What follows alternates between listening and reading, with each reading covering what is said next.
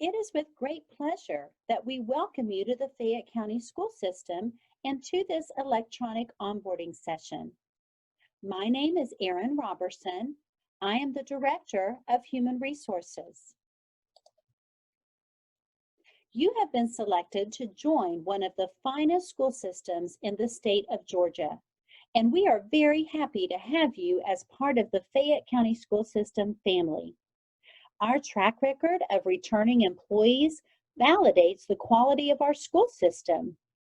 Each school year, approximately 10% of new hires are returning employees who have worked for Fayette County Schools previously as an employee, as a substitute, or in an hourly capacity.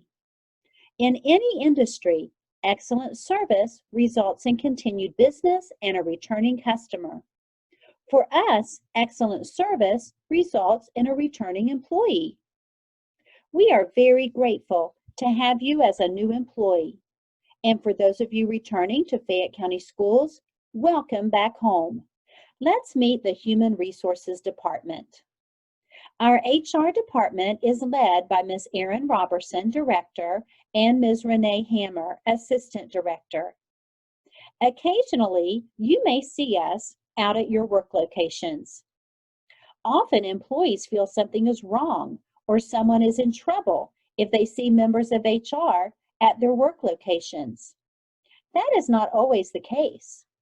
We genuinely care about our employees, and oftentimes we will come out to work locations to see if there is anything we can do to provide better service to you. Please take a minute to look over the other names of our HR team members. These are the employees who will help you get settled into your new position, beginning from the pre-employment process to benefits enrollment and throughout your tenure with Fayette County Schools. I'm sure by this point you have been in regular contact with some of the HR team members listed. What makes our HR team distinctive is that we strive to go above and beyond to assist you in transitioning to our school system and into your new position from the moment that you are recommended for employment. We try to go the extra mile to provide the excellent service that you deserve, and we will make sure we do our best to take care of our employees so that our employees can effectively take care of our students. Your point of contact should always be at your work location. Most of you have worked in a school system before. If you have not worked for a school system before, you may have worked for a different company or business, and you know that leaders have different leadership styles. It is very important that you learn the leadership style of your principal or supervisor at your own work location. It is also important that you know what is going on at your work location. Sometimes employees will get information from other employees outside of their work locations, but that information may not be valid for you at your work location. Please develop a good working relationship with the administrative staff at your work location so you are comfortable asking them questions directly. Your principal's or supervisor's secretary is a great point of contact as well. HR actually offers training for them, so we can provide relevant information and they can pass that information along to you. Once your principal or designated representative from your work location contacts you regarding your new position, some of the discussion topics listed will more than likely be discussed with you. If they are not discussed, please feel free to ask questions about these topics or any other topics you may have questions about. All positions in our school system are associated with a calendar based on work days. We want you to be aware of the work calendar for your position so you know which days you should report to work and the days you should not report to work. Please note that not reporting to work because you thought it was a non-work day will not be an excused absence. You can always ask your principal's or supervisor's secretary for a copy of your work calendar, but we will discuss later where you can find a copy of the work calendars as well as other important information. Employee email is set up through your work location. If you do not receive your email login credentials within your first week of employment, please speak to your principal's or supervisor's secretary. It is very important that you get in the habit of checking your Fayette County Schools email on a regular basis. Sometimes it's easier to schedule certain times of the day to check your email to help you develop a routine of checking and responding to messages. Several times during the year, e-blasts are sent to employees with important information that sometimes contain time-sensitive information. We want to make sure you pay attention to important emails that may require you to take action. ID badges are sent directly to your work location shortly after you begin working. Once you receive your ID badge, you will notice that your employee ID number is listed on the back of the badge. Replacement ID badges are $1. If your ID badge is broken, you will need to send the broken ID badge with your $1 replacement fee, as well as a note that includes your name and a request to replace your ID badge. This should be sent to the attention of the Substitute Services Specialists in Human Resources through the school system mail carrier. A new ID badge will be printed for you and sent to you at your work location. If you want a new photo for your ID badge, contact one of the HR team members and schedule a time to come to our office and have your photo taken. All employees are required to view several HR training presentations and documents through Employee Self-Service, or ESS. Regardless of what position you hold in the school system, you are considered an educator because you are working with and around students. Therefore, you are required to abide by the Code of Ethics and acknowledge that you understand how you should conduct yourself as an educator. As you read through some of the cases in the Identifying and Reporting Educator Sexual Misconduct presentation, you will probably think to yourself, who in their right minds would do such things? Or, we're adults and we should know better. Believe it or not, the cases you will read about are real cases that occurred somewhere in Georgia. Therefore, all employees are required to acknowledge that we have viewed the material and understand our responsibility as educators. All employees will view the material at the beginning of each new school year. New hires hired after the beginning of the school year will be required to view this material within their first 2 weeks of employment. Another document you will view is the Electronic Employee Handbook. It is a good idea to download and save a copy of the Electronic Handbook because it is a good resource tool where you can find answers to your questions about policies or procedures. We will discuss later how to access the Employee Handbook on our school system's website. You will receive an email at the personal email address you provided, notifying you when you have documents waiting to be viewed in ESS. Once you receive the email, you will know that you are active in ESS and need to view and acknowledge all of the documents. Just about everyone today is connected to some sort of social media platform.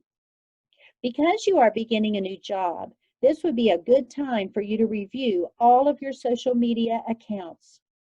Given today's world, it would not be surprising if concerned parents or citizens Take the time to search the social media accounts of employees working with or around their children. We are not here to govern employees' lives. However, please remember that you are an educator and you represent not only yourself, but you are representing our school system, your work location, your principal or supervisor, and most importantly, your students. You certainly would not want anything posted on your social media accounts that could jeopardize your employment. The following suggestions are helpful tips to think about when reviewing your social media accounts. Set your social media account to the highest level of security.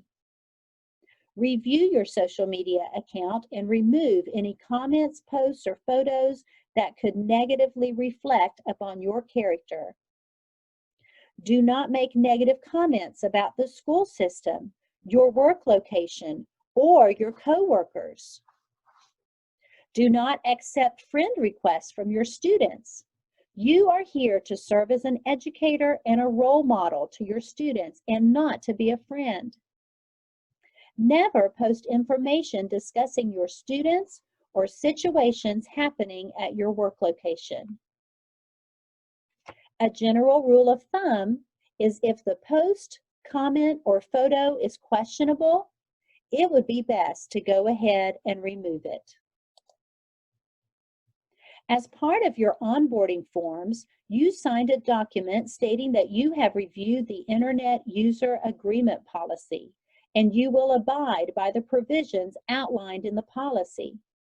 Please remember that all of the electronic network resources you use in your position and any electronic devices issued to you are governed and owned by the Fayette County School System. They are not your personal devices and should be used for work-related purposes only. Any other use or misuse could result in disciplinary actions, including termination.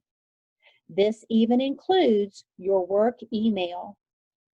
Please use your Fayette County School System email account for work-related purposes only. Any personal business should be conducted from your personal email account. If you are searching for another job, please do not use your school system email as the contact email for a potential employer to correspond with you.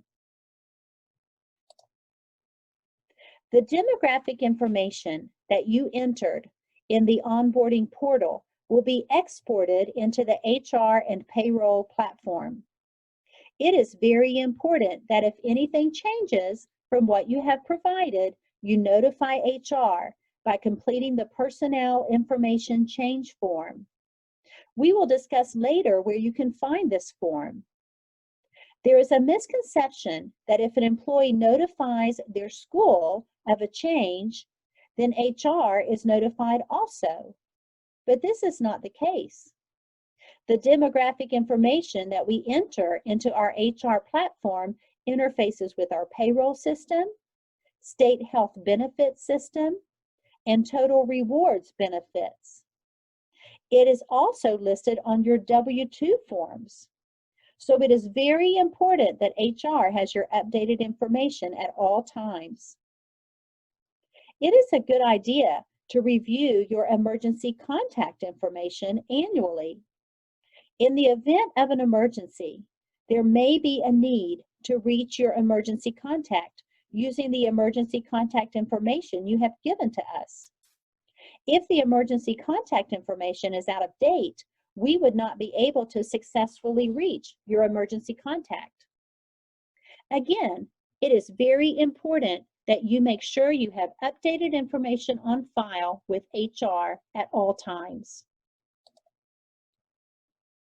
Employees in a benefit-eligible position who do not live in the Fayette County School District are able to enroll their children in Fayette County schools. You must have legal guardianship of the child in order to apply. Please note that once you are no longer an employee of the Fayette County School System, your child or children will be withdrawn. You will receive a new hire newsletter after your fingerprinting appointment with information about how to apply for special permission. The intranet is a helpful resource to all employees. Once your email has been set up, you can access the intranet from any computer with an internet connection. All schools and departments have their own website pages as well. You can access the Fayette County Schools intranet from the FCBOE homepage. Please look at the red arrow in the top right corner pointing to the Employees Only link. Clicking on the Employees Only link takes you directly to the login for the intranet. Please remember that your Fayette County Schools email account must be set up before you can log into the school systems network and the Fayette County Schools intranet. Once logged into the intranet, you gain access to the internal pages that only employees can view. By clicking on the Staff tab, you will notice several helpful links that you can access. Please notice under the E section, you can access employee calendars, employee mail, and ESS, HR and payroll information. Remember that we mentioned these resources earlier. Also mentioned earlier, each department has its own pages on the website, and you can access them by clicking on the department's tab. We're going to direct your attention to the Human Resources site at this time. The column to the left shows all of the links you can access on the Human Resources site. I want to point out the link to eForms.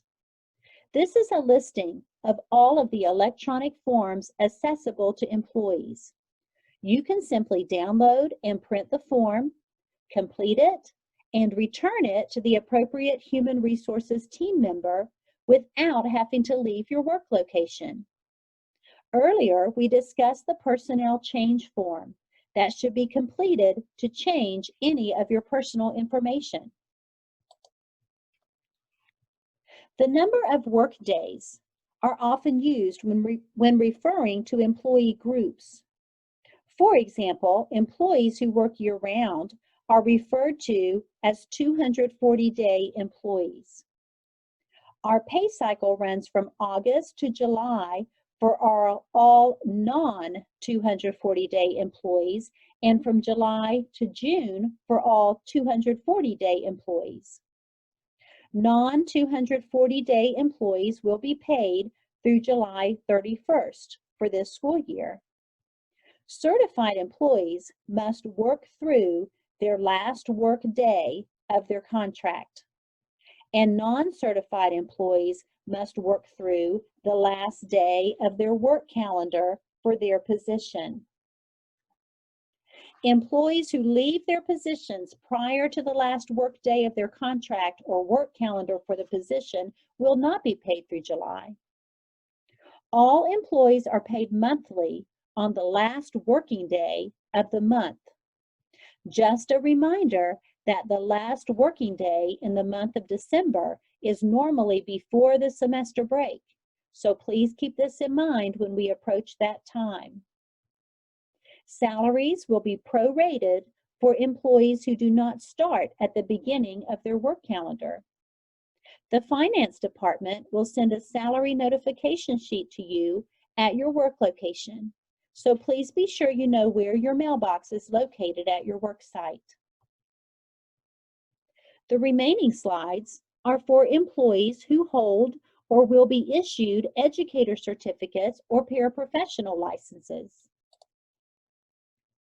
Ms. Jennifer Battles is able to assist you with the process for requesting an upgrade or adding a field to your certificate. Always remember that certificate renewal requirements are based on your professional learning plan or goal that your principal or supervisor has in place for you. It is very important to engage in job-embedded professional learning at your work location. Ms. Battles will contact you before your certificate expires with instructions for the renewal process. Hopefully, each of you already has a MyPSC account, but I will give you some reminders about how to access it. It is very important that you have an account set up and know how to access it. The Professional Standards Commission has recently changed procedures and now will require each account holder to log into his or her account to process most transactions and requests. When you visit the MyPSC website at www.gapsc.com, you will see the MyPSC login or register link in the top right corner.